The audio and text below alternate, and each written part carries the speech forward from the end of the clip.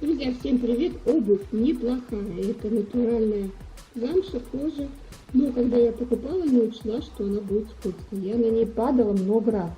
И дело в том, что здесь вот эта часть нормальная, вот эта часть очень скользкая. Видите, ничего нет.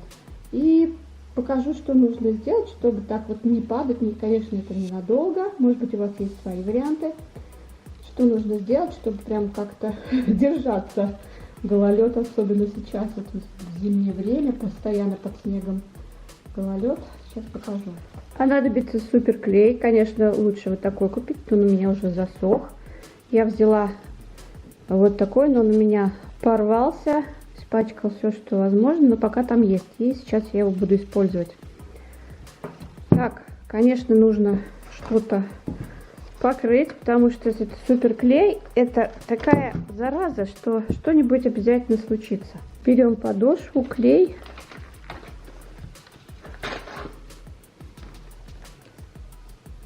Капаем. И сюда немного пищевой соды. Можно использовать. Конечно, это нужно делать точечно.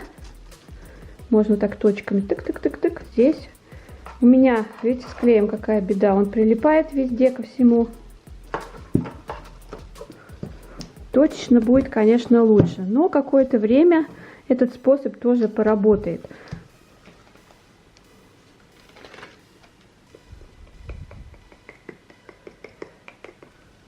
Также немного соды.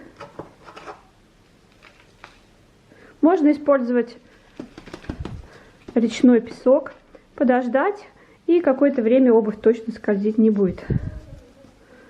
Если у вас есть какие-то свои варианты, напишите под видео. Но вот это, вот видите, она цепляется, какое-то время точно скользить не будет. Но ненадолго, да, все это мы прекрасно понимаем. Через какое-то время нужно будет сделать снова. Может быть, у вас есть какие-то свои способы, напишите под этим видео.